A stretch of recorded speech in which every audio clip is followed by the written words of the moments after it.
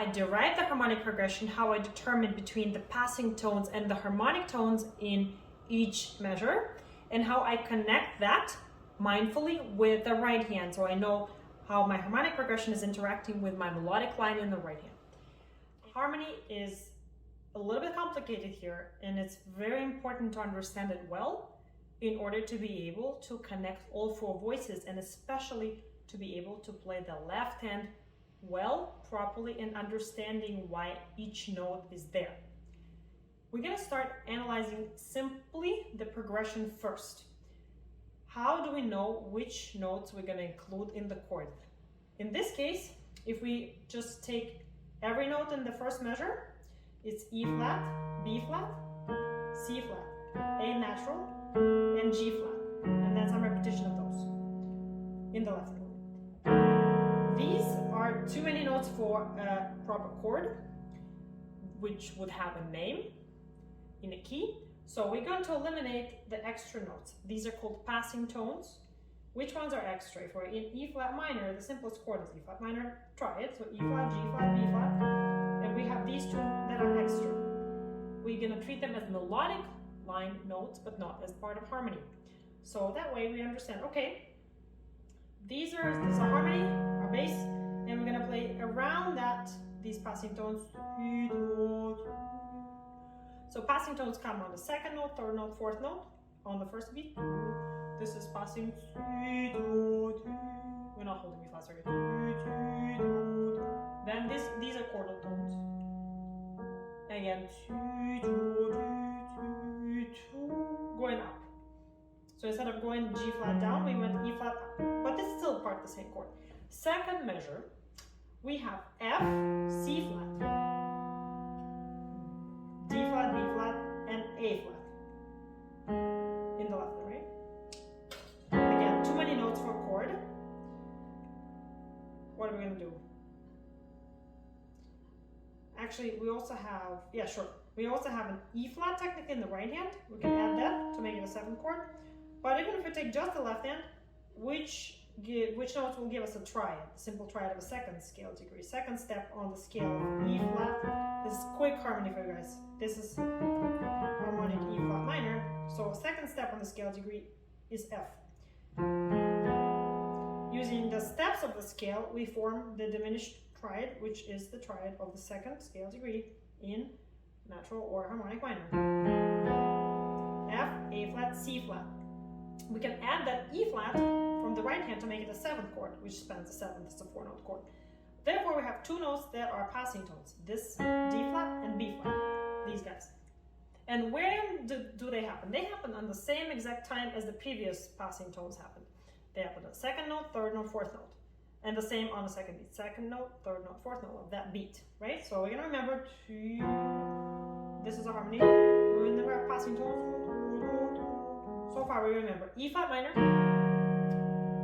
and we have a 2nd scale degree 7 chord. Or we can say a triad if we're not with the right hand. Next, same procedure. We have D, A flat, B flat, G, not the fingers, A flat, and F. Too many notes, right?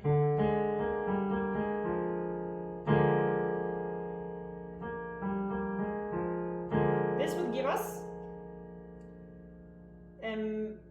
just simple dominant 7th chord, right? However, I have it marked here as a 7th scale degree 7th chord. Why?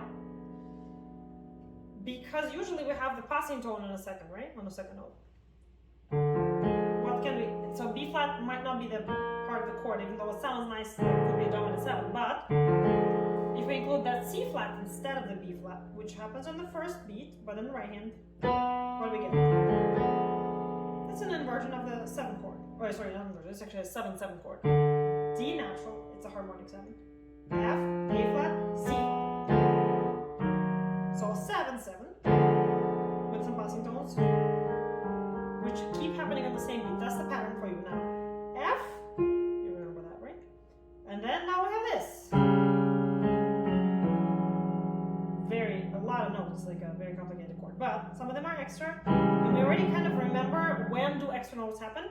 So probably A flat and F sharp are extra, right? What do we have left? D flat, E natural, and G natural. And what can we add to that to make it a 7th chord? Now it's a triad. We can add this B flat. And now we have a 7th chord inversion of the 4 scale degree, because we're going to go to 4. This is a 4/6, meaning because A flat is a 4 scale degree. I know that's a lot. I'm not doing a theory lesson. I'm just showing, for those of you who know your theory a little bit, how I remember the pattern, that this chord is not a random chord. This is how it relates, and this is how I create the harmonic sequence, harmonic progression in my head that I memorize as a unit, right? So we have a 7th chord of E flat, then we have a 7th chord, although it is an inversion of the 4 scale degrees of chord. It's a 7, 4, 3.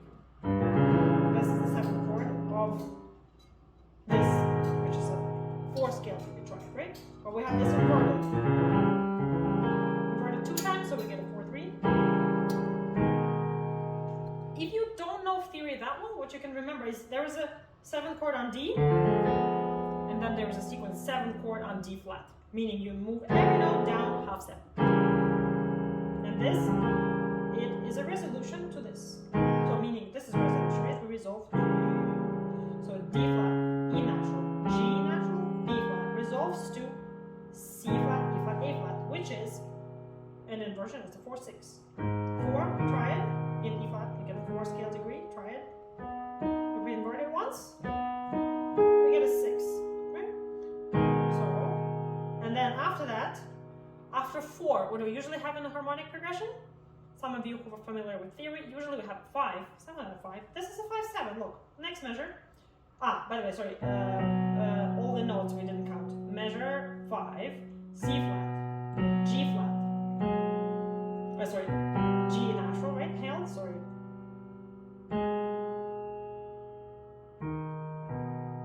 Now, in this instance, we have a little change of pattern of where the chord notes happen. The G flat is not the chord. This is a suspension, actually, meaning it's suspended from the previous measure. But A flat is the resolution of the suspension. So this is our structure, and we have E flat. How do I know which notes belong to the chord, which don't? I know which chords make sense in a certain key.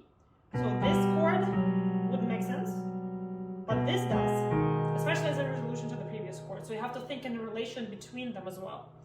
They're not isolated, right? They're in a sequence. And then, so what it is, this just confirms that, yeah, we have some passing tones, B flat, G passing, then we get A flat, E flat. This confirms that, yes, we are correct. This is a 4 scale degree 6 chord.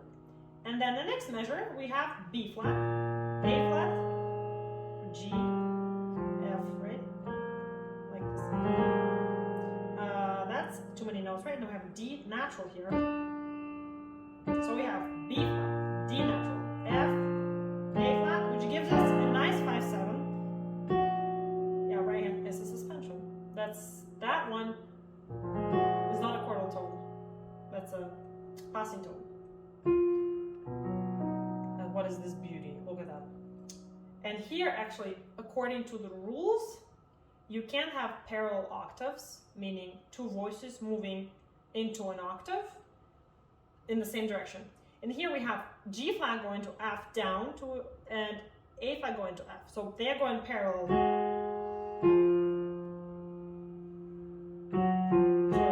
That's a parallel octave. But it prepares something very beautiful. It prepares, there was a reason for that. He did it to prepare us for that beautiful 6. Instead of 1, we get 6, right?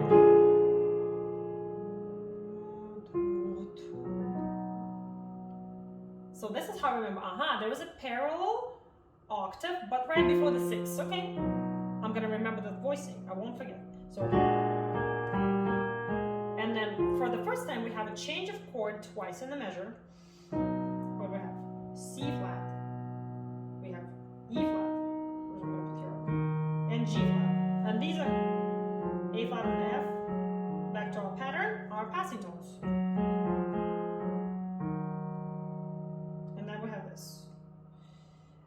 next two chords are very flavorful. They have special names, but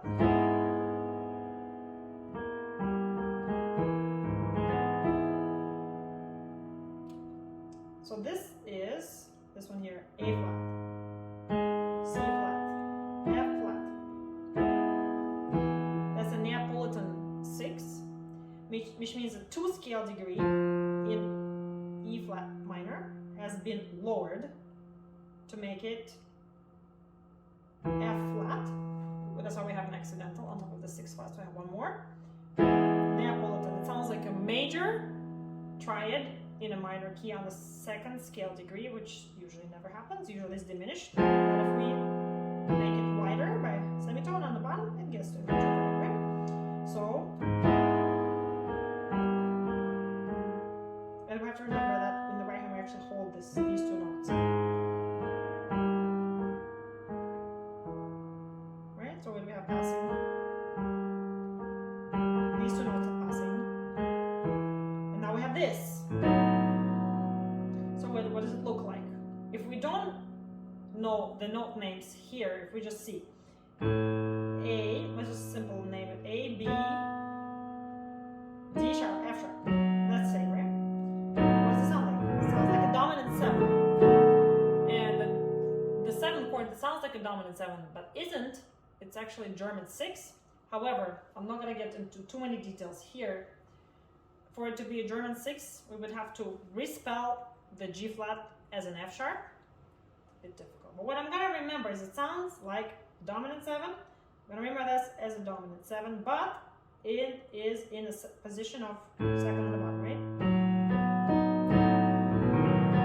So it's a B kind of, right? B or C flat dominant 7 going into B flat. Try it. So it's a very interesting combination. Then, and here I don't have to remember the harmony because I'm going to remember all the 5 is dominant, embellished. And now I'm going to remember both hands together as chords. I'm going to count these 4 notes as one chord, and it's sequencing, going half step up until it changes by one note. What is this? That's a 7/7 of E flat minor. So again, this is 5. Well, this is 5 with some extra notes. So this is, we don't have to even name this. This is just a sequence. This looks like a dominant 4/3 chord, which is sequencing up, and then a slight change in the middle voice. Again. So now let's go back and play simple progression, just chord by chord. E flat minor, 2nd 7. Now 7/7 diminished, and then we're gonna say half step down, same thing, resolving into 4/6. Now we have 5/7, resolving into the 6, which is preceded by the parallel octave we talked about. Now we have the Neapolitan 6, which is like a major 2nd scale degree, right? And then that tricky 7 chord that sounds like a dominant 7 but isn't, and that was on B, but starting with A, and the dominant. I'm gonna play that one more time.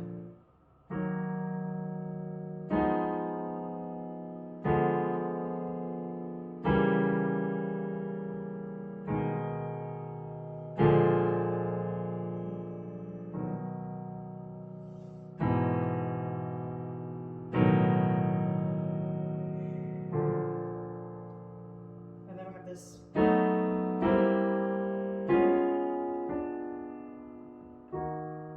This is our sequence. And I preserved the order of the bass notes. That took 16 minutes. I will just summarize that for you by playing the left hand harmony in its simple form combined with the right hand melody, so you can see how they work together. 1, 2, 7.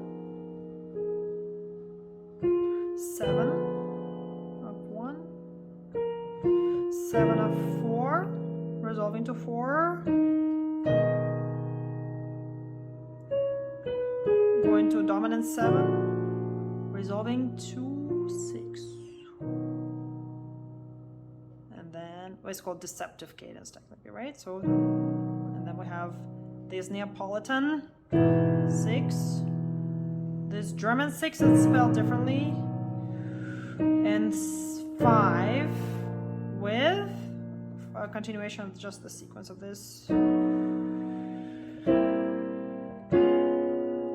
One note changes and one again. And thank you for supporting my channel and stay tuned for more videos. Bye!